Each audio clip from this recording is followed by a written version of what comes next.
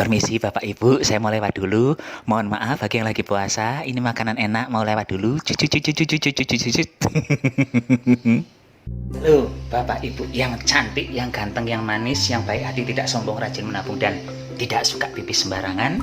Jumpa lagi dengan manusia yang luar biasa gantengnya, imutnya, manisnya, pesek dan botaknya juga. Santo sapi. Untuk hari ini saya akan membuat menu pecel. Kenapa tiba-tiba saya membuat menu pecel? Sebenarnya ini gara-gara mbok saya tadi malam nelpon, dia sibuk mau nangkepin ayam, katanya buat lebaran. Terus saya bilang, kalau lebaran zaman sekarang mah udah nggak musim lagi daging-dagingan, udah banyak penyakit orang karena kegemukan, karena lemaknya di kanan kiri udah tebal kayak gitu nih. Kalau mau lebaran, buat saja pecel. Ini saya ada bumbu yang tidak perlu ditumbuk, karena mbok kan tidak punya tumbukan. Waktu itu saya bilang kayak gitu. Ini di blender saja, nanti blendernya pinjam tetangga juga, biar gampang, biar ringkes, biar tenaganya juga nggak keluar banyak, namun hasilnya tetap endol. Nah, bagi yang penasaran bagaimana saya ngajari mbok saya membuat bumbu pecel tanpa ditumbuk, yuk sekarang kita langsung OTW ewes-ewes saja nggih. Cus. Persiapan membuat pecel kali ini saya sudah menyediakan kacang tanah. Sebenarnya untuk yang enak itu kacang tanahnya tidak digoreng melainkan disangrai. Jadi setelah disangrai nanti kulit yang merah-merah ini dibuang, itu rasanya untuk pecel akan jauh lebih gurih, lebih endol. Hanya saja saya menggunakan cara yang praktis, jadi ini akan saya goreng. Selain kacang tanah saya juga sudah menyediakan cabai. Ini cabai merah dan cabai Saitoni Rojim kalau orang Batam menyebutnya. Di Batam sekarang cabai ini harganya 90.000. Kalau yang cabai merah kemarin beli masih 43.000 sekilonya. Selain cabai saya juga sudah menyediakan bawang putih. Bawang putih saya menggunakan 3 siung. Ini sengaja saya belum kupas kulitnya karena bahan-bahan ini nanti juga akan saya goreng. Kemudian ada kencur. Selain kencur saya juga akan menggunakan sedikit terasi. Ini terasi kebanggaan saya, karena kalau menggunakan terasi ini tuh jauh lebih enak daripada menggunakan terasi-terasi yang buatan pabrik ada merek-mereknya seperti itu. Dan sekarang saya sedang memotong-motong cabai. Tujuan dari memotong cabai ini supaya pas digoreng nanti dia tidak meletup-letup, jadi minyaknya nggak nyepret-nyepret kemana-mana. Menggunakan wajan kesayangan si hitam manis, saya akan menggoreng bahan-bahan yang sudah saya sediakan di awal tadi. Ini kita tunggu hingga suara pletek-pleteknya hilang. Begitu pletek-pleteknya hilang, harus langsung diangkat, karena kalau enggak dijamin gosong. Udah, angkat aja.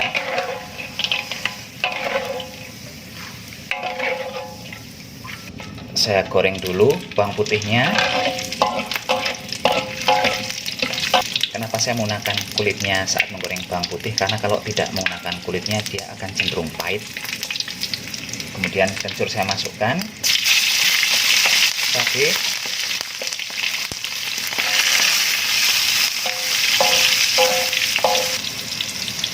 dan terakhir terasi.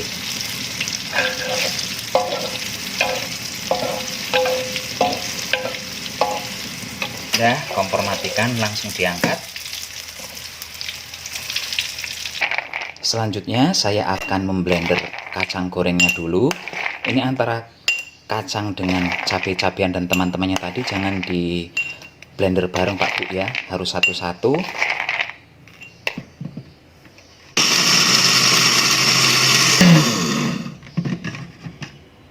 Dan kacangnya kita tuang kembali ke dalam tempat awal tadi. Sekarang saya akan memblender cabai-cabiannya.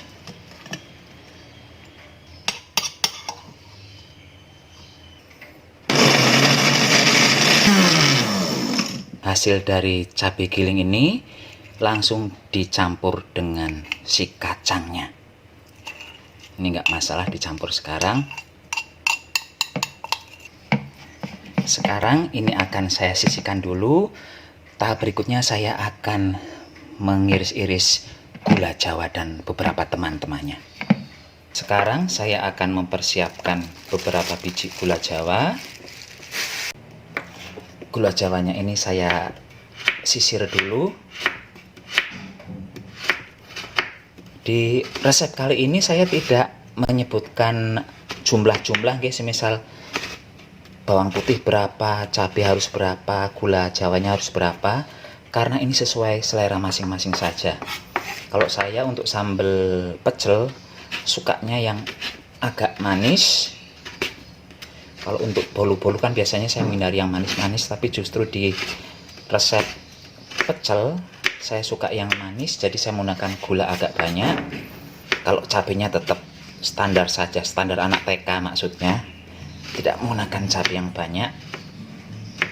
Selain gula, saya juga akan mengiris-iris daun jeruk. Ini tulangnya dibuang dulu.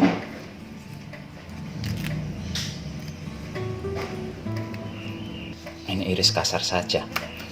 Sebenarnya nggak diiris juga nggak masalah, karena nanti juga akan hancur juga. Namun biar mempermudah prosesnya, ini tak iris-iris saja, nggih. Selain gula jawa dan daun jeruk, saya juga akan menambahkan sedikit asam jawa. Ini asam jawanya saya ambil dagingnya saja tanpa biji, karena kalau menggunakan biji nanti akan repot. Sekarang ini langsung kita haluskan, diulek-ulek saja begini. Jangan lupa tambahkan garam juga. Ini gula jawanya sudah betul-betul larut, udah nggak berbentuk lagi. Sekarang ini akan saya campur dengan kacang tadi. Ya begini, ini resikonya Pak Bu, kalau tidak punya alu lumpang, tidak punya tumbuhan, agak repot. Tapi hasilnya ini enak. Berbeda ketika kita membuat bumbu pecel yang semuanya serba di blender. Jauh. Ini tidak seenak yang ditumbuk, tapi setidaknya mendekati kayak gitu, nggih. Karena kan jangankan yang di luar negeri, di Batam saja saya tidak punya tumbuhan. Sekarang ini saya campur-campur dulu. Mencampur dengan menggunakan ulekan ini tujuannya untuk mengeluarkan minyak dari kacangnya ya. Ini yang membedakan bumbu kacang di blender dengan bumbu kacang pecel ala-ala saya. Ini tidak perlu banyak-banyak tenaga. Saya mencampur gula dengan kacangnya sekitar 4-5 menitan, tidak lebih dari itu. Dan kita lihat jadi seperti apa hasilnya. Tuh, mengkilat juga kan Pak Bu, cantik juga kan, tidak menggunakan apa namanya tumbuhan tuh.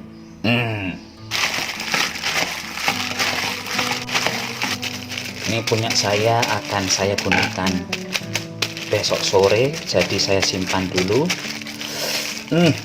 Lihat hasilnya sekali lagi Bapak Ibu. Saya keluarkan lagi dari plastik. Tuh, bagus banget kan? Tuh, cantik sekali. Sekarang hari berikutnya saya akan membuat pecel. Karena bumbunya sudah dibuat kemarin, sekarang tinggal rebus sayurannya. Ini saya masukkan dulu toge. Untuk memasak toge saya tidak lama, nggak sampai setengah menit sudah saya angkat lagi. Kalau kelamaan nanti nggak krenyes-krenyes Pak Bu ya, jadi cepet-cepetan saja.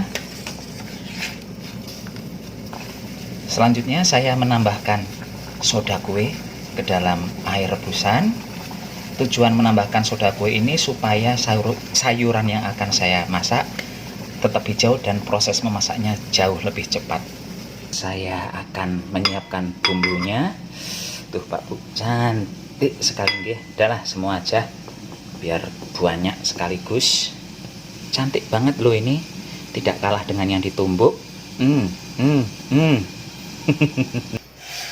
Selanjutnya kita tambahkan air mendidih. Ini sedikit saja dulu karena saya suka yang agak kental bumbunya. Ini yang membuat bumbu pecel punya saya kelihatan cantik karena gulanya juga bagus ya, bukan gula Jawa yang hitam.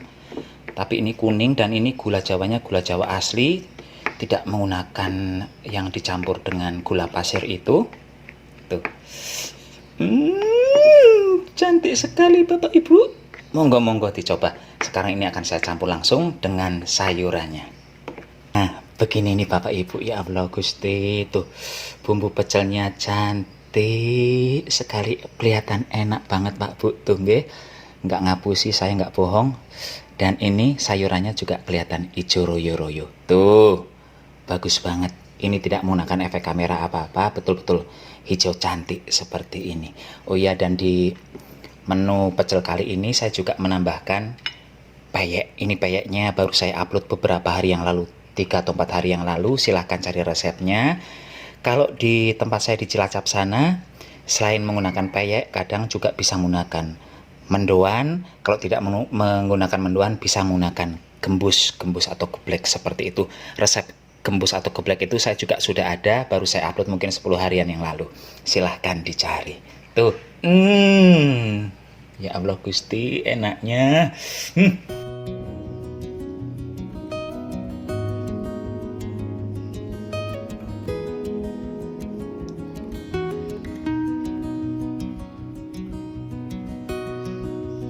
Mohon maaf Bapak Ibu nggih, karena menu hari ini betul-betul menggoda iman Bapak Ibu semua.